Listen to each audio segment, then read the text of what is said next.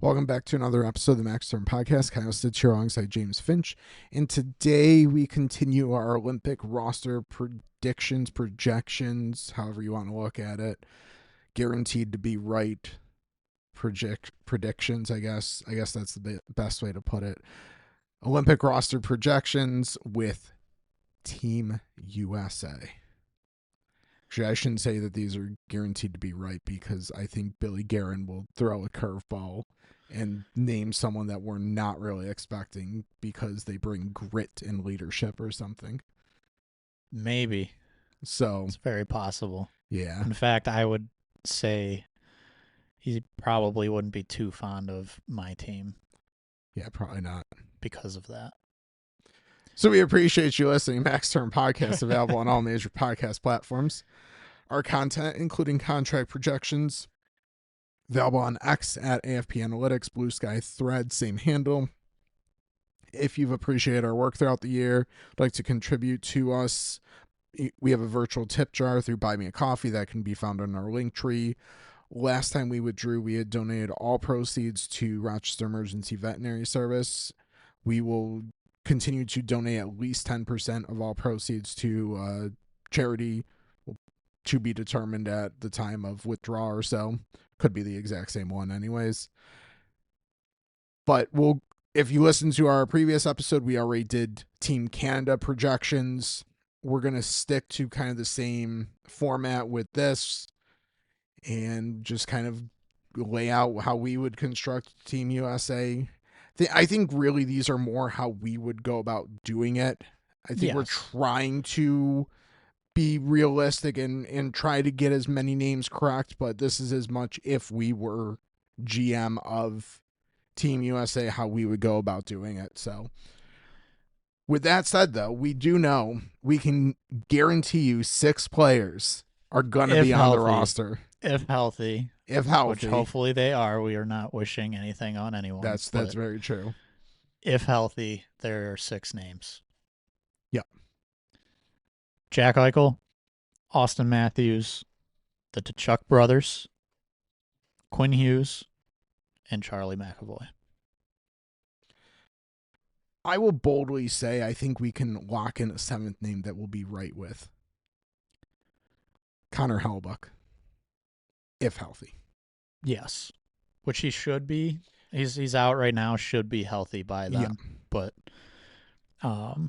yeah, that is an obvious lock. It was almost a little, I mean, the 6 names I just read were good names, but it was almost a little surprising Hellebuyck wasn't one of the it is announced. Yeah. But that kind of brings us right to the goalie talk. So Hellebuyck, we've both got probably the clear starter for both of us. Yeah. There's some other really good USA goalies, but not much can kind of take him out of that number 1 spot, I don't think. Yeah. To me, this is how I started the Canadian one. I'll lay it out here. To me, there's 4 names for 3 spots for the US goalies. Hellebuyck, one of the 4, lock. Then I think it's a debate between taking 2 of Ottinger, Swayman, Knight. To me, though, it's I'm 2 right of there those with 3. You. Okay. Yep. I don't know if there's another name. Justin Wolf, if he was having a better year this year, maybe could have been more in the conversation. Yeah, if this season was like last season for him, he would be part of the conversation. Yeah.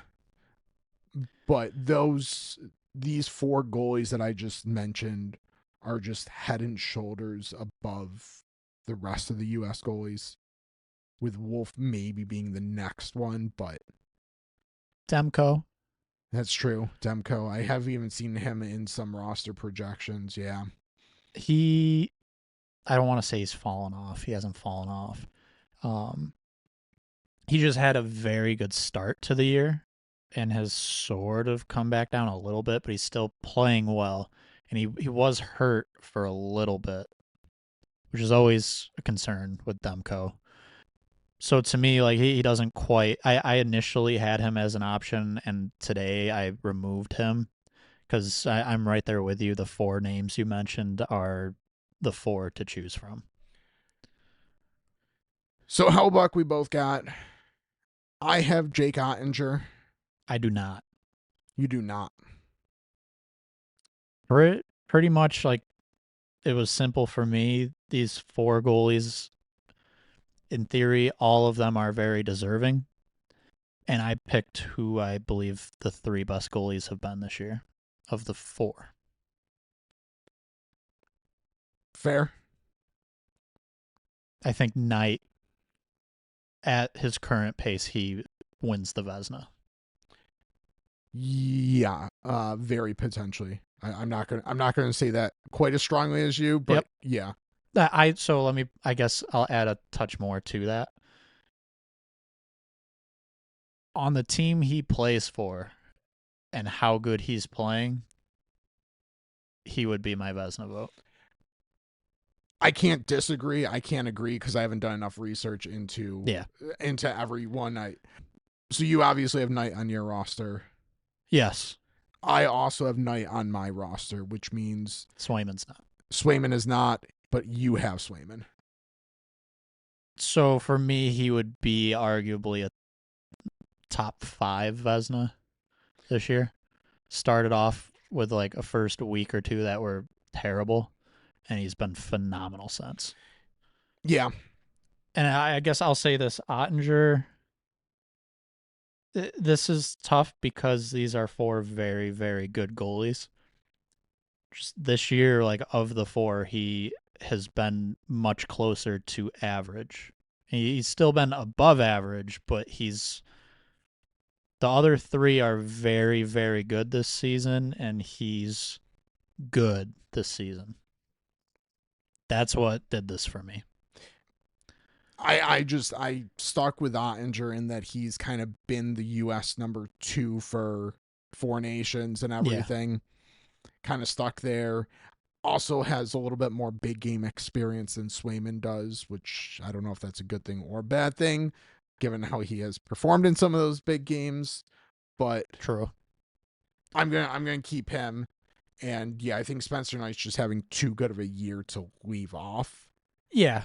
But like, I could also see him being left off for Swayman. I will say very much so. I'm not like anti Ottinger making the roster. If he's on the U.S. roster, I would say, okay, yeah, that makes sense. Like any of the 4 names that I mentioned. Well, I guess if you picked Ottinger, Knight, and Swayman, there would be some like, what's happening? Yeah, but two of 3 of any combination of Ottinger, Swayman, Knight, fine. Right.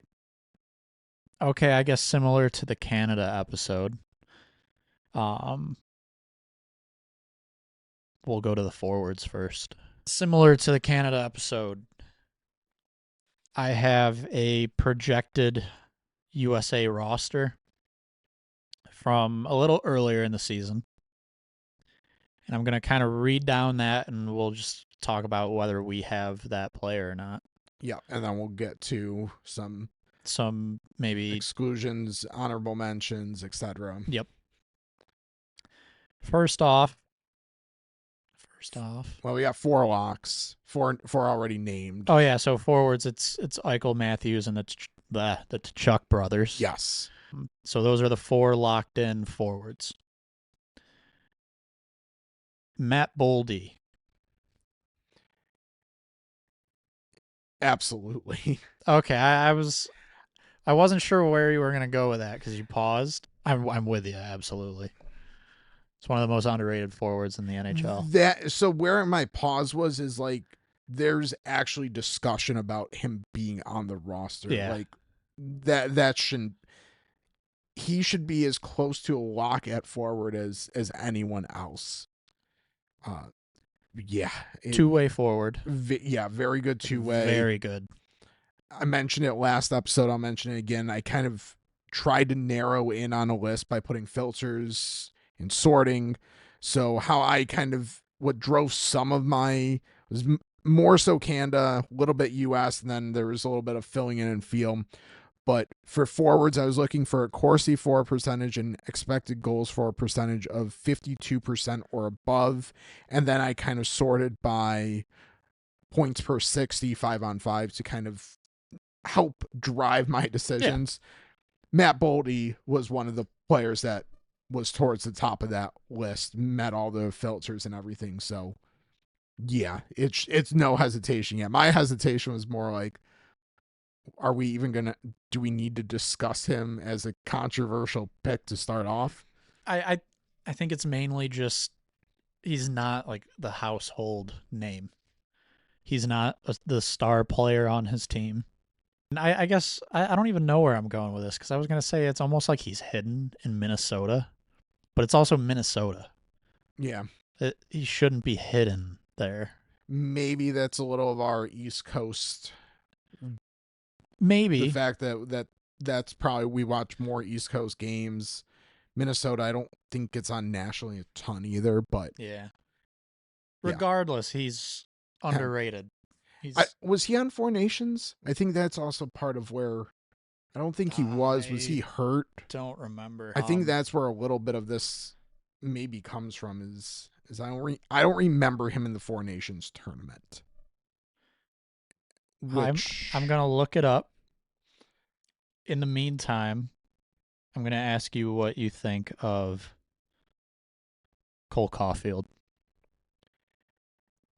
Is he on your roster? He is absolutely on my roster. You're like, again? To me, he should be one of the more obvious names. If he was, if he was a couple inches taller, he would have been a much higher draft pick to begin with. Yes. And again, another player who hit all my filters. Like, he's good. He's very good both ways, and he is a goal scorer. Very good at putting the puck in the net and does so consistently, which might be more that can be said for Austin Matthews. Oh, firing a shot up north. But up. I don't. I'm with you. 100%. That's an easy lock. He should be, but I don't think he is. That's the problem. Yeah. Boldy was on the Four Nations. Okay. I kind of remember him playing. So, yeah, he was. I mean, I know he was. I just looked it up. Yeah. But, okay, so we both agree Boldy and Caulfield should both be on this roster. Kyle Connor. I do not have Kyle Connor on the roster. That's an interesting one. Yeah. I do. I'm curious to hear what you have to say for yourself. So didn't hit my filters. that's part of it, but that seems not shocking. Like a Winnipeg thing this year. I think that's a level of drive, a little bit of an issue. Looking back at Four Nations, he struggled not playing, like he didn't do well being asked to play a lesser role. He wasn't in the lineup every game. Correct. Yeah. Because he wasn't good enough. Wow. At least to defensively or I did not love his game watching either a lot of times at Four Nations. But again, a lot of talks about in the Canadian episode, talk about it again here. This is as much putting together a complete 1 through 4 lineup for forwards. And to me, Kyle Connor does not have a spot in the top 6. And once he doesn't have a spot in the top 6, I don't have a spot for him. And I don't have enough versatility to bring him as a reserve either necessarily for the U.S. roster. So he does not get a consideration for me. I do have him. I think he would be in my top 6, but even if I were to say top 9, the way I'd build out the roster, I'd be okay with that. Goal scoring, I think historically he hasn't been the greatest two-way guy from a metric standpoint. I think he might be a little better than what that shows. I have him in here. Based on how Four Nations went, I wouldn't be surprised if he wasn't there. But that said, just a high profile name just signed a huge extension. Not that that should really matter, but when you kind of talk about what the league thinks of a player, that can be part of how these teams are built. Yeah. So I guess to summarize what I just said, I don't think you're wrong necessarily. Like I understand your logic there, and I think depending on how you go about building out a team, he's a name that could kind of be a little iffy here. Yeah, because I have Caulfield, as we already said. I won't say the other name, but I have another kind of goal scorer that that I'm choosing over Connor probably. Okay. We both have Eichel because he's a lock already announced. Jake Guentzel. Yes. He was one that I was iffy on, and then I looked at penalty kill impact. Yeah. I was shocked to see. So was I. So the fact that very good, because he did not hit my 5-on-5 filters, but he shot up the list when I started looking at who's been effective penalty killing. I didn't realize that he was killing penalties at the rate he is in Tampa. So the fact that he can score goals and has been a consistent penalty killer, to me, that's exactly what I need to build out a complete, diverse roster here. So I wouldn't say no-brainer, but yeah, once I started diving in, I was pretty comfortable putting him on the roster. Yeah, I pulled some stats that from a couple weeks ago, but at that point he was over a minute and a half on the PK per game, which is not insignificant. Yeah. That is a clear penalty killing role. Yeah, because I had started when I was trying to look at like clear penalty killers. I had started at 2 minutes. I think he even was in 2 minutes. Then I dropped it to like minute and a half, and he was definitely there. And that, as you said, that list is not very long. No. Yeah, so when I was looking at penalty kill, I was even considering like a touch under 1 minute. Just because when we're looking at players this good, a lot of times they don't end up in that role. So trying to see like, okay, who might be like even thrown out there for like one shift as kind of the see if you can spark something here type of guy. Or like an Alex DeBrincat, just to throw out a random name who was on a long list for me, where he technically has penalty kill minutes, but it's like he's hopping on at the end of the shift. Yeah. You want to make sure kind of at least looking for penalty kill guys, you remove those guys. Yeah, Guentzel playing as much as he has on the penalty kill, it was very odd to see, and it was another reason for me for him to easily make this roster. Assuming health, Jack Hughes. Absolutely. Yeah, he's one of the best centers in hockey. Yeah, just great playmaker. Metrics line up, scoring ability. Yeah, no brainer. Yeah, that. Not to not talk about Jack Hughes for long, but there's not a whole lot to say there. He's deserving of one of those locked spots where he was announced however many months ago it was. Yep. Clayton Keller. He's an honorable mention for me. Okay. He's someone that I very strongly considered, but I just didn't have a role for him. And I don't like saying that because I think that he's a very underrated player and probably deserves more recognition.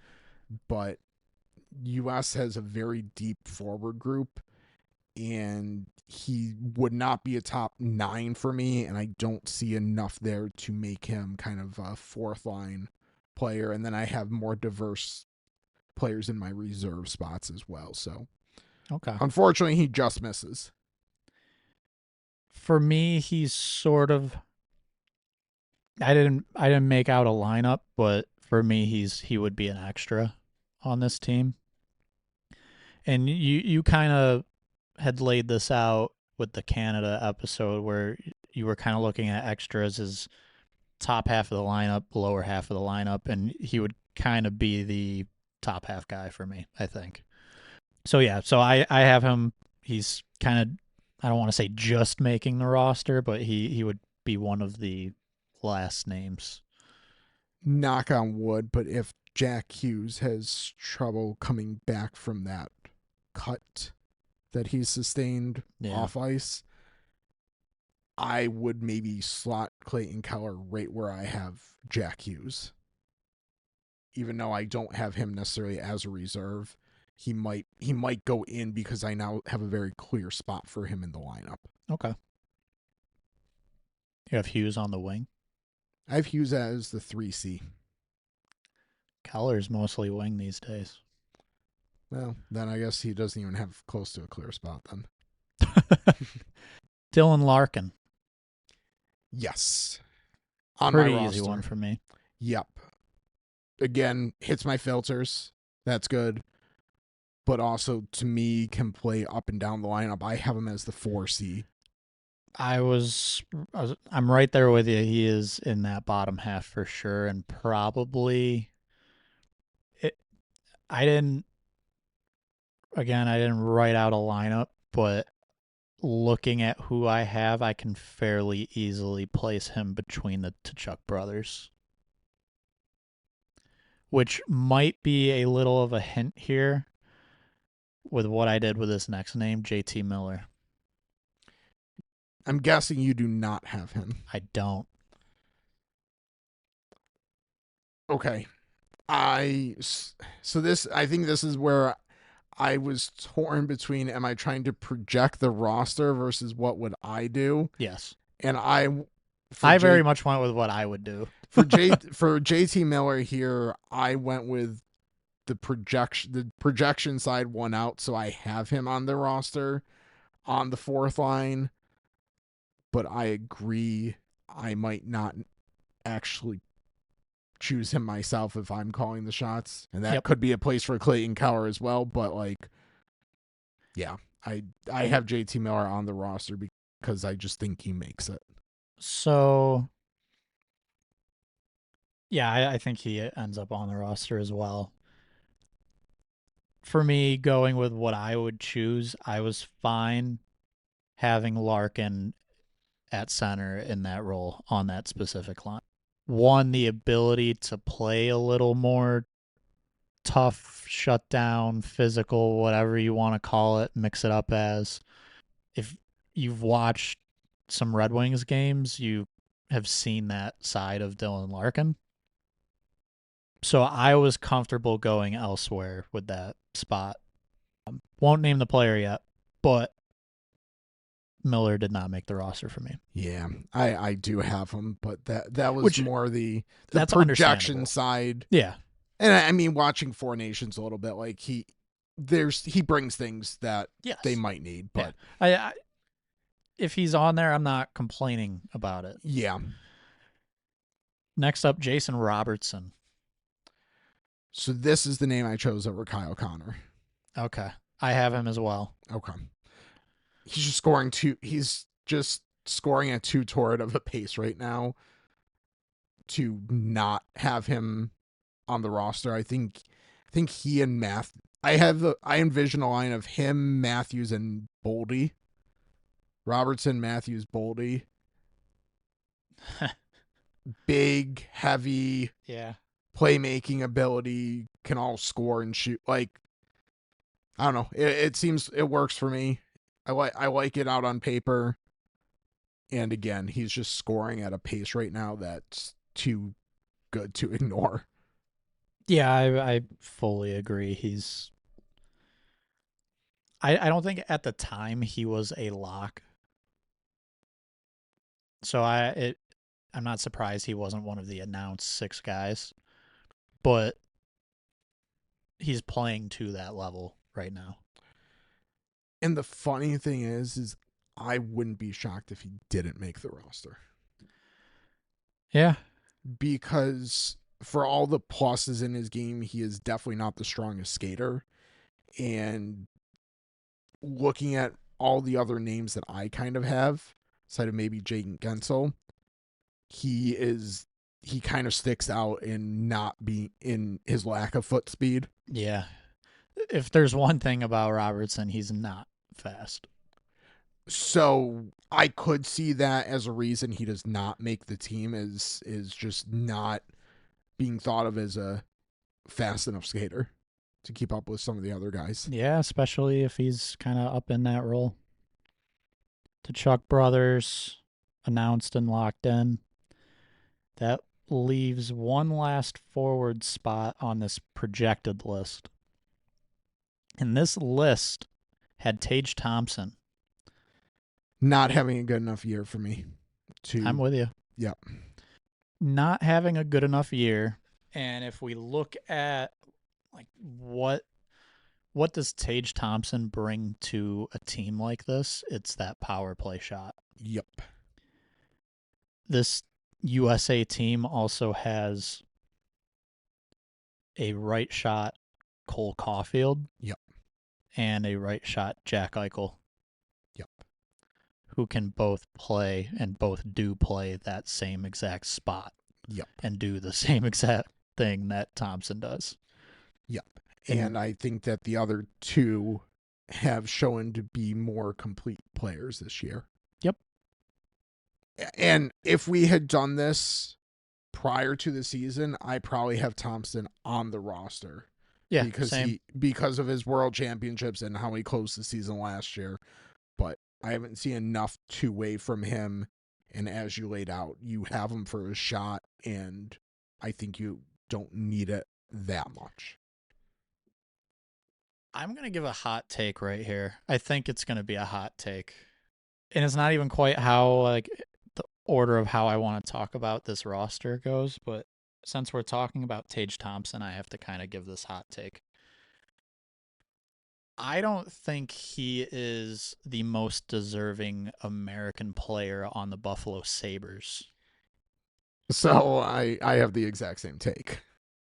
Okay. So it's not that hot. Well, I'm going to skip past that for now. Because I want to give you one name that I for sure have, because I'm actually a little undecided still on this roster. I'm going to leave it that way. But one name I'm putting in here for sure is Logan Cooley. When I first started prepping this, I did not have him in the roster. When I looked again before recording this, I ended up placing him in. He has this season become a better all-around center. And the offensive ability is very good. I don't know if when I lay out a lineup, if he is for sure in it. That's kind of where, and they're not the same exact position, but some guys that are centers are not going to play center on teams like this. That's where I would get a little iffy of, do I see Cooley in or Keller in? Which I will just simply straight up say I would have to do more research on the two of them to figure that out. It's very, like, I did look at those. I have neither. Yep.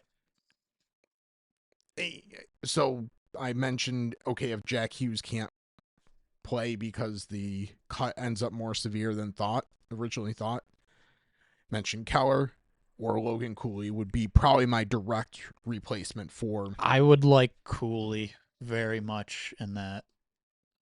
Yeah. In that scenario. Yeah, he's very close. And he's very close to a reserve, but I went with just for my reserves, like players that just bring a little bit more diverse experience to the roster. Yep. But yeah, he and Keller are very close for me. Both of them are ahead of Tage Thompson for me. Yes, same. And I'll even say, so I didn't have JT Miller. You could very much so argue, well, JT Miller brings physicality put him on the penalty kill. Okay, yeah, then keep Miller and not bring in Cooley. I 100% get that argument. I more just see Cooley as someone who has, even within this season, gotten better, like taken a step with his all-around game that I think could be valuable. But again, like Team USA, like Team Canada, there's a lot of names right on the edge. Yep. You just mentioned that you had him ahead of Tage. Yeah. So the way I kind of went about this, I placed Cooley in JT Miller's spot because he was one I was definitely choosing. Specifically, I was looking to replace JT Miller with another center. That's why I placed Cooley in there pretty easily. Tage Thompson. Considering the way this team is kind of laid out, I debated going with another center, but I didn't feel I necessarily had to. So I have 3 names, and I don't know. Well, really, I would say 4, and one of them is a center. 3 of them are wings. So I guess I'll name the center first. Shane Pinto. Yeah. Very, very good. Historically, in the past couple years, has been thought of as a 3C. He's a 2C. He's very, very good defensively. Plays on the penalty kill, where he's also very good. I went Logan Cooley because of the offensive upside, because he just got that big payday. I feel like maybe him being one of the next generation young 1Cs might get him the look ahead of Pinto. But if you're looking for someone lower in the lineup to replace JT Miller with, Shane Pinto's probably that pick. Yeah, Shane Pinto's one of my 2 reserves. And you laid out like he could slot in bottom 6 very easily, could even go as high as second line. His style of play, like what he's very good at on a team like this, just screams like 3C, 4C. Yeah. Metrics wise, towards the top of the list, like met all the criteria I wanted as you laid out. Plays penalty kill, center, good at good face offs. Like, yeah, he's to me probably the first player in if you need really any lineup shakeup, just because you can put him anywhere and do some different things. So I have him as a reserve, but I did strongly consider him over Miller, and then potentially putting Miller off the lineup entirely. But yeah, Pinto, I have a feeling he doesn't end up on the roster, but I think he should. He's deserving. I almost kind of talked myself into a little bit. Like, he's probably more in that Cooley spot as far as replacing JT Miller. For me, it would be one of those 2. And then Tage Thompson's spot, I have 3 wingers. 2 of them are on the same team, the Anaheim Ducks. Cutter Gauthier has been very good. And a little bit of maybe, I guess, call it a bounce back season from Troy Terry. Yeah. He's been phenomenal. That's another situation where I feel like I would need to look into that a little more heavily to figure out which of those 2 Ducks I prefer. That said, going back to what I mentioned about, I guess my concept of time's bad, but I'm going to say 5 minutes ago, about Tage Thompson not being the best American Sabre. Alex Tuch, I think, should be very much so considered for a spot, even if he's an extra. I think his play can translate a little more into what you might be looking for lower in the lineup, and he's very good on the penalty kill. Yep. which if he is an extra on the roster, oftentimes you're kind of looking for that extra element. I think Alex Tuck, along with Gauthier and Terry, should be in consideration for an extra spot, I'd say. I have Tuck pretty solidly on. Okay. Shockingly, when I did my filters and everything, and then so sorted by points per 60, he's number 1. Yeah. And he's, as you mentioned, really, really good on the penalty kill. Good skater. I would love a fourth line of Larkin, Tuck. Cool. So the one more Ducks winger that I did consider, because I really liked the idea of putting another winger with Larkin and Tuck, and that's Chris Kreider.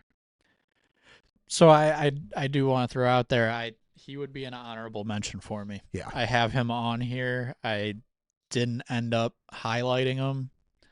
He's kind of been, it feels like, part of Team USA for a while, but there's just some new, younger, quicker players. But Kreider's having a good season still. So, like, if he showed up on the roster, I don't think anyone can really question that. Yeah, I think it's probably one of him or JT Miller. I think if you start putting multiple, you're starting maybe going a little too old guard. Yeah. But yeah, I on paper, I kind of liked the look of Larkin, Tuck, and Kreider as like a fourth line. But I put JT Miller on the roster because I think just intangibles that he's going to bring. I have Troy Terry as one of my reserves for, again, diversity, very strong defensively, penalty kill. Yep. Also very good in the shootout, historically. Oh, okay. He had his TJ Oshie moment in World Juniors however many years ago, where he was the player that just kept going and going and going. Yeah. So I have Terry as my other reserve, but lots of names that could be there. I do want to say I think part of the reason we're focusing in on the penalty kill a bit is because almost every name we talk about between last episode with Canada, this episode with the US, they can all play on the power play. It's trying to find, okay, who has played on the PK and who's good at it. Some of these extra names I mentioned, which you have 3 of them, Tuck, Pinto, Terry, are all very, very good penalty killers. Yep. So I would expect those names to either be on the roster or for it, maybe if anything comes out, gets leaked, whatever you want to call it, about who was on a short list. Don't be surprised if you see those names. Yeah. Let me see here. So that takes care of my forward lineup. Do you have anyone else that we haven't talked? Okay. Tuck, Terry, Pinto rounded out. Okay. So 2 different rosters between the both of us, but we were both kind of circling around the same names here. Honorable mentions real quick. Yeah, so you mentioned Kreider up front. DeBrincat was one that I did have. I just felt not quite to the same level of some players I have on there already, and even maybe a touch redundant if he was on the roster. Yeah, he's a worse version of Cole Caulfield to me. Right. So, like, he was on the list, but just not quite good enough. Some names that a couple extra names that I crossed off, and they were kind of lumped into a group with Thompson for me this year. Trevor Zegras has been playing well with the Flyers. And then Matthew Knies, I think in the past year, has really come on to at least have his name on the list at the start of this, but just not quite having the same impact this year. So he was much more honorable mention for me. I had Knives as an honorable, not the other 2. I could see a scenario where Knives instead of like Tuck potentially, but yeah, I don't know if he's I honestly don't. Like I don't I think there's don't. enough that Yeah. quite enough. Like if not telling anyone to put money on anything. If I were to put money on Tucker Nyes, I'd think Lean, Tuck yeah. is gonna be there. But The one advantage Knives has is the chemistry with Matthews in short tournaments like yeah, this. okay, Just throwing that out there, but yeah. You have what some names. I think two other names. I don't think Brock Nelson makes it, but he's still playing very, very good hockey. And if they're just looking for a steady veteran as a reserve or something, maybe he sneaks on. I just don't know if there's enough that he does well enough to put him over the edge here and age and everything, but just steady, good hockey player. So when we're talking about what we would choose versus what Bill Guerin would choose, I could see Nelson very much being on the roster. And another factor, I don't want to downplay the importance of it. When we're talking extras or kind of like the last 2, 3 names to make the roster, if you are at all similar to another player, except you're a center and that other player is not, that could very much factor in here. Especially when you talk about Jack Hughes, like we aren't 100% sure about his health yet. And ultimately, depending on how the rest of the roster fills out, like it might be smart to have a center Yeah. instead of, let's say, an Alex Tuck as an example, or whoever like the extra winger might Yeah. be. You might want a couple centers. Yeah. I mean that certainly helps his case. One last name in the Tuck kind of role, Blake Coleman. Very, Yeah. very just good defensive type Yes. player. Can play with some grit and grind. So I don't think he makes it, but I think deserves at least a shout out here. Yeah. Okay. Defensively. So I was a little more. I'm just going to start with the first name, Brock Faber. He was the first name on the USA projected list that I had. I can't include him on this roster. I have him, and I'll let you go, and then I'll kind of explain why I have him. So for me, I haven't. He hasn't quite been good enough to kind of have a claim on, okay, he's part of Team USA. So for me, I guess to rephrase that, to me, he's not close to being a lock on this team. Then, kind of looking at some defensive options, I have an honorable mention to this roster of like 4 or 5 names, and I think he would be below those 4 or 5 names.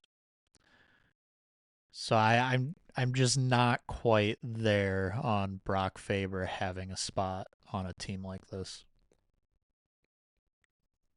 So okay. Uh he did not make my filters for defense. I go down to 51% for Corsi for and expected goals. He did not make my filters.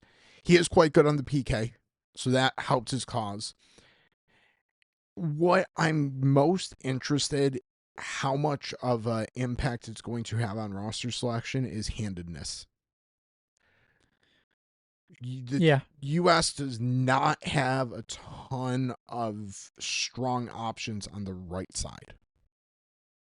And for that reason, I end up with him on the roster. Penalty kill ability, his performance at Four Nations helps, but the fact that he's a reliable right shot defenseman is kind of what pushes him over for me. And if that doesn't end up mattering, no disagreement, because I think I have a couple left shot names that I might choose over him, but I tried to stay balanced left and right. I'm also balanced left and right, 4 and Okay. 4. Okay. if I needed another right shot, he may or may not be who would be chosen. We'll get to some more But names, but yeah, so I guess just personally, I don't quite see enough from him. So I have him off. The next name was one of the announced names, Quinn Hughes, so that's a lock for both of us. Then the next name on the sheet was another right shot defenseman, Seth Jones, who I will say I do not have on this roster. I have him as a reserve. I was That's interesting. He was the last name I put on. The absolute last name when I finished the US roster that I put on. I'll say quickly here, I say that's interesting because that's two right shots that we disagree on, but we both have split. He met my filters, so that's a plus. Experience, can eat minutes, can play PK, can play power play. This is kind of a little bit like the JT Miller, like if I'm making this team, if I'm solely just doing mine, am I putting him on? It's 50-50. I think what gave him the edge for me is I think Bill Guerin would put him on. So that's kind of where I settled with him, but very, very close for me. He's kind of in that honorable mention group where I think I would lean with him over Faber. Just kind of giving a look at where my roster is. Next up's a right shot we for sure agree on, Charlie McAvoy. He was one of the announced right shots. And next up on this projected list is Brett Pesce. I do have him. I do not, because I'm concerned mostly about his health as much as anything. He hasn't played in a while, and I don't know if his expected returns necessarily anytime soon either. Yeah, we'll see. Yeah. When he's healthy, he's probably one of the better, if not the best, shutdown right shot defenseman that they have. Yeah, that's all. So we'll see.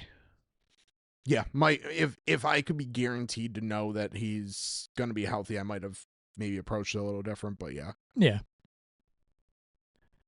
Jake Sanderson. Yes. Yep, that's an easy one. Hit my filters, was very good at Four Nations. In that next tier of Norris type contenders. Yeah. It's like not quite there offensively, but very well-rounded game now. Yeah. Very good. Jacob Slavin. Absolutely. I know he's been injured. I know. But he was too good at Four Nations to leave off. Part of I feel like injuries, if it's thought they will be back in time for February 11th, I think they'll be initially announced, and then as it gets closer to that time, we would hear about replacements. I think Jacob Slavin's been on the ice skating and practicing the past couple days, so it's not an issue. Yeah, it's just kind of funny. I knocked Brett Pesce for it, and then I'm very strong on Slavin, but there's a difference. If they're in two different points as far as returning, that also matters. But I think in general, like, they'll kind of name who they want, and as it gets closer, we might hear about someone who wasn't initially named making the roster. He's just too good of a defensive. Oh, he's very, very good. I'm assuming you have him as well. Oh, yes. Sorry. Yes, I do. And then the last name on this projected list was Zach Werenski. I have him as well. Another Norris contender. Yeah. I will say, if handedness matters, I did struggle to include him because I have him as an extra behind And this is no slouches to be behind Quinn Hughes, Jake Sanderson, and Jacob Slavin. Like that's Yeah. Oh, I know. so if handedness matters, it he's not as much of a lock as maybe he should be. That's fair. But yeah. Okay, so I went without Faber and Seth Jones. You went without Brett Pesce. Correct. I will name who I plugged in for Faber, Adam Fox. I have Fox's. Assuming health, he's Yes. in there. Yes. So he's pretty much your Pesce replacement. Correct. So he went in right shot Fox for right shot Faber. And then Seth Jones I had out, and I had to plug in another right shot to keep it balanced. John Carlson should be on this roster. He's still very good. Both ends of the ice, penalty kill. I can't argue too much. He met my filters. He was very, very strong consideration for me. To me, he's just across the board. He's been better than Seth Jones and Brock Faber. I would say the same for Adam Fox. Yeah, Adam Fox. Adam Fox should have a clear spot on this roster. The only reason there's any sort of controversy is because he was not good at the Four Nations. Yeah. But he's arguably the better right shot than even Charlie McAvoy. He's arguably the best right shot U.S. defenseman in the NHL. Yes. So it'd be a shame if they looked at those couple games at Four Nations and left him off because of it, but we'll see. I can't push back on John Carlson too much. I think it's a good pick. Again, it was me towing the line of what do I think Guerin will do, what would I do? You know what Guerin might do? I'm going to throw out an honorable mention. Jacob Trouba. Yeah. That would be very in line with the vibe around Team USA from Four Nations. Yeah. It would line up with something, or just as something you would think Guerin would do. And I think there are a couple spots potentially up for grabs, or at least for there to be some debate. And Trouba has been good this year with Anaheim. So I initially had it as, I think I had it Carlson / Trouba a few weeks ago. And then as of today, Trouba's numbers started to go down a little bit in that time. And Carlson's stayed where they were, and it just made it a little easier to lean Carlson. But pretty much what I'm getting at with Trouba is the physicality that he brings. Would it shock me if he ended up on this roster? No. Yeah. Does that round out your roster? It does. The blue line. So honorable mentions? Yeah, so Trouba was an honorable mention. Seth Jones would still be in consideration, even though he doesn't make the roster for me. A couple left shot defensemen that I think should be mentioned. The left shots for Team USA are so strong. Noah Hannafin, Jackson Lacombe. I think if you didn't care about kind of a good balance left shot, right shot, you could easily argue one of those players to make this roster instead of maybe Carlson, maybe Pesce even. Although I like Pesce if he's healthy, his shutdown ability. But trying to stay a little balanced defensively, they were just Seth Jones too. Well, I have, yeah. Well, Seth Jones on the right side, yeah. But if some honorable mentions left shot, Hannafin and Lacombe. My honorable mentions, Lane Hutson gets some consideration, but just not, again, left shot and the players that he's behind in the U.S. right now just not at the Yeah. same all round. Keandre Miller is having a really good year in Carolina. Hit my filters, scoring 5-on-5. Yep. Again, left shot. If he was a right shot, I might have put him on. Yeah. But It's just such a deep list with left shots. Like, an- I had both those guys, but they didn't even Yeah. make like my final cut list pretty much. another Carolina left shot, Shane Gostisbehere. Could be interesting. I think he's a tough name for an Olympic team. That's kind of where So like he's kind of the fun power play, Yep. sneaky good offensively, and like that's you have enough of those. Yeah. On this. Defensive defenseman Matt Roy. Yeah. That was kind of my next. He was in my next tier of right shot guys. And then finally, you mentioned Tage might not be the most deserving Buffalo Sabre. Maybe Yeah. he's not even he might be number 3. Matthias Samuelsson has been phenomenal for Buffalo in a shutdown type role.